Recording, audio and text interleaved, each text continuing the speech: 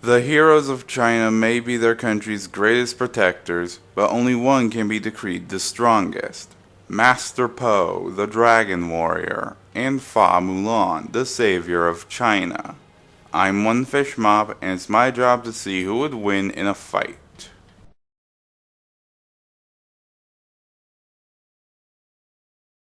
Long ago, in ancient China, crooks, robbers, and tyrannical warlords were running amok, and the land needed a hero. And that hero was not what the people were expecting. Orphaned at a young age and adopted by a noodle maker, Po struggled to find his passion in life, but after witnessing a fateful battle between the newly formed Furious Five and an evildoer, he knew what he loved. Ever since, he dreamed of becoming a legendary kung fu warrior. But one fateful day, that dream came true. The wise Oogway foresaw the eventual return of the evil Tai Lung, a kung fu master so powerful only the Dragon Warrior, a powerful martial artist himself, can fight him. So they held a tournament between the Furious Five to see who would become the Dragon Warrior. And after a failed attempt at breaking into the Jade Palace to see who'd become China's legendary defender, he was accidentally chosen. The universe has brought us the Dragon Warrior. What? What? And despite doubts from literally everyone, including himself, he actually did become a fearsome warrior, one to be feared at that. Despite Po's large physique, he's actually in top physical condition. He's strong enough to kick the lid of a giant funnel into the air and pull two boats together. He can run at high speeds and run and jump across entire towns in short periods of time. Heck, he's even fast enough to deflect and dodge cannon fire. His natural girth makes him immune to nerve attacks and highly resistant to physical hits. Because of this, Po shrugged off and survived lots of things no normal person could survive. He took a hit from a large hammer to the face and was perfectly fine, survived falling down the Jade Palace staircase several times, and even took a near-direct hit from a cannon and managed to survive with only minor injuries. Po is also a quick learner, as he is able to grasp various kung fu techniques over a short period of time and can even perform dangerous kung fu techniques just by seeing them in action or reading about them. As you could have guessed, Po is a master at kung fu. Specifically, he's a master of the panda style, a form of kung fu he invented himself. The specific style involved rarely attacking first and allowing his opponents to tire out with a strong defense, then attacks with surprise moves.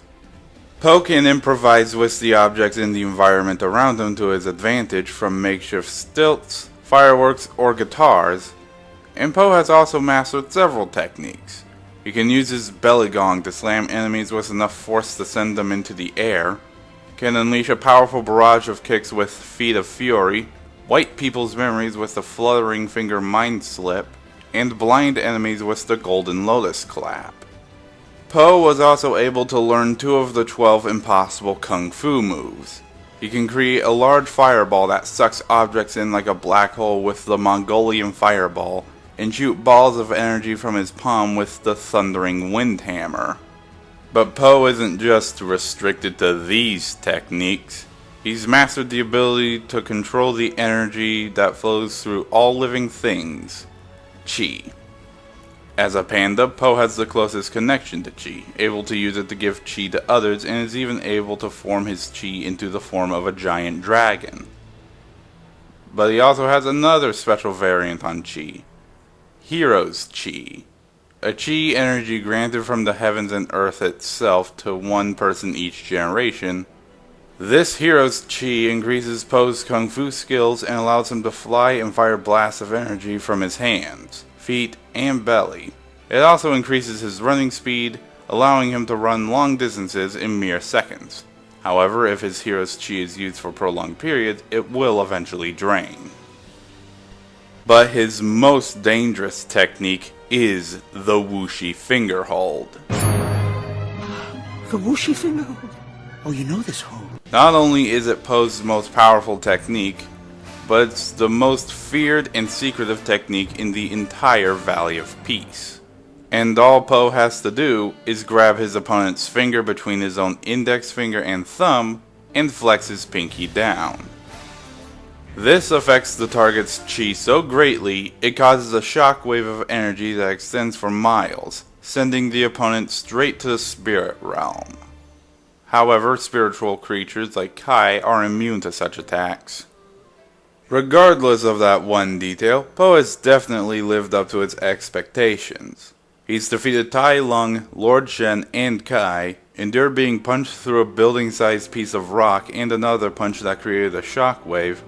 He's won a war against Kung Fu itself, struck Tai Lung so hard he went into the cloud layer, and even defeated Ki Pa, the ruler of all demons, with his hero's chi. Something Master Oogway in his prime couldn't do.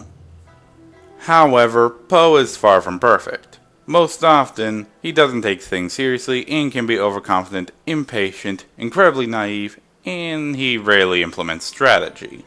Despite these facts, through his journeys as the Dragon Warrior, Po was finally able to achieve his dream of becoming a legendary Kung Fu warrior himself. Not only that, he also became the true successor of both Shifu and Oogway, becoming the Jade Palace's new instructor. Talk about a happy ending. Now let's see who his opponent is. Who are you, Panda?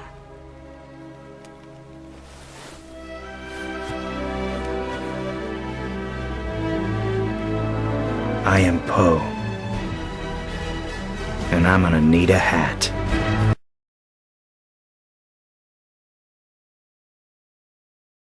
Ancient China. It was a beautiful time, but was not peaceful. The Huns were on the warpath, was intent on killing the emperor, and China needed a hero. The only thing they did not expect was who that hero was. Fa Mulan was considered an outcast amongst her society. While she wanted to uphold her family's honor while keeping true to herself, she constantly found herself in more embarrassing situations than not.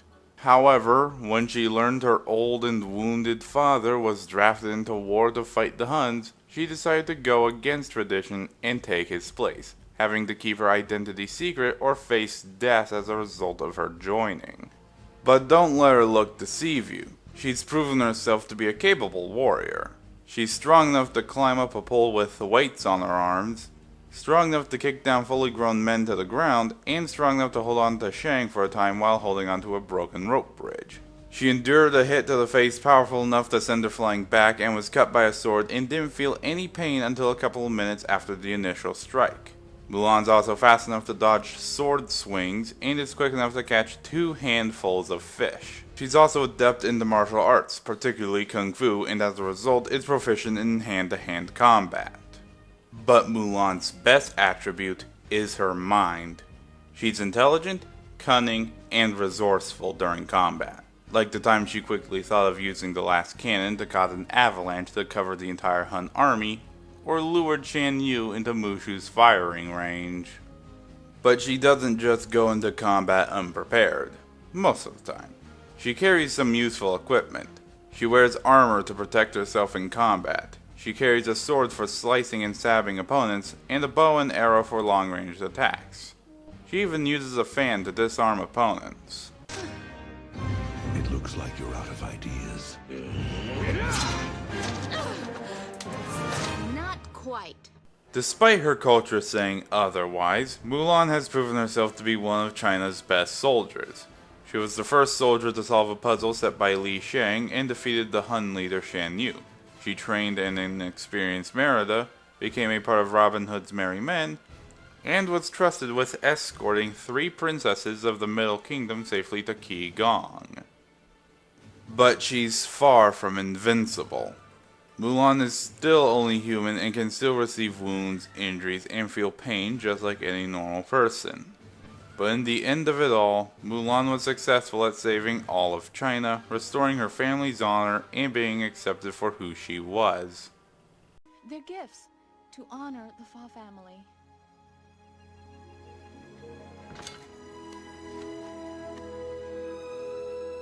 The greatest gift and honor is having you for a daughter. Alright, the combatants are set. This battle will have no prep time, no outside help, or home field advantage. Let the battle begin.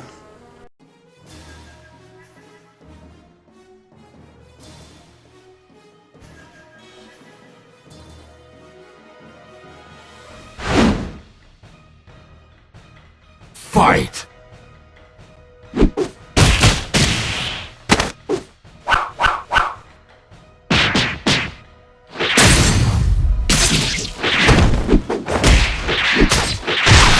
Golden Lotus clap!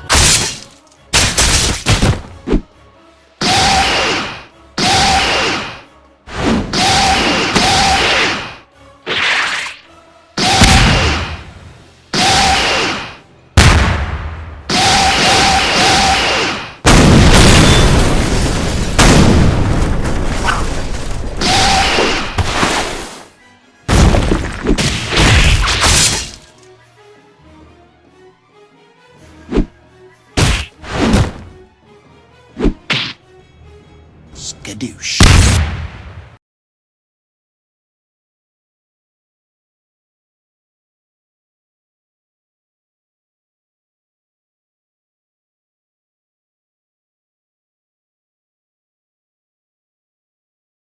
Wow, so much for cute and cuddly. Regardless, both Poe and Mulan had their handicaps and flaws in battle, and they both do work best when they have their allies.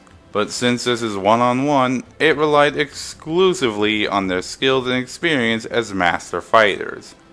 And while Mulan may have been a formidable fighter, Poe just ultimately held more of the advantage. For one, Poe's a lot more powerful and far more durable than Mulan is. And while Mulan is proficient in Kung Fu, Poe has mastered it. And while Mulan's arsenal of weapons for the most part can hurt Poe, she really didn't have any other way of physically hurting him. Which doesn't help very much considering he's fought plenty of sword and blade wielding foes in his time as the Dragon Warrior. Not to mention, Poe's vast Kung Fu skills makes him a far more versatile and a more unpredictable opponent than Mulan is. Heck, all Poe really needed was just an opening to strike the finishing blow. And while Mulan can endure a lot of pain, there's no way she's going to endure something like the Wuxi finger hold. Not to mention, when all was said and done, Mulan tried very hard to retire from combat completely, while Poe on the other hand continued to hone his skills in the art of combat. Looks like big and squishy beats strong and honorable. The winner is Poe.